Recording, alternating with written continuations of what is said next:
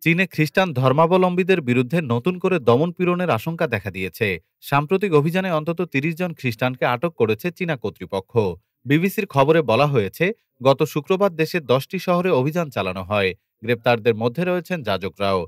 Grace জিন Drexel নামের এক খ্রিস্টান জানান, তার পিতা একজন যাজক নিখোঁজ রয়েছেন। পরে নিশ্চিত হন তিনিও আটক হয়েছেন। চীনে কয়েক দশকে এটি খ্রিস্টানদের ওপর সবচেয়ে বড় দমন অভিযানের একটি। চীনা সরকার ইতিমধ্যেই অনিবন্ধিত গির্জাগুলো বন্ধ, খ্রিস্টান অ্যাপ নিষিদ্ধ এবং ধর্মীয় নেতাদের গ্রেপ্তার করেছে। বিশেষজ্ঞরা বলছেন, এটি ধর্মের চীনাকরণ নীতিরই অংশ। বর্তমানে চীনে ৩ কোটিরও বেশি প্রোটেস্ট্যান্ট ও ক্যাথলিক রয়েছেন। অধিকার সংগঠনগুলোর দাবি, ধর্মীয় স্বাধীনতা ক্রমেই সংকুচিত হচ্ছে। প্রশ্ন হচ্ছে, এটা কি ধর্মীয় বিশ্বাসের ওপর দমন, নাকি রাষ্ট্রীয় নিরাপত্তার অজুহাতে চাপ? ডেস্ক রিপোর্ট, আজ বার্তা।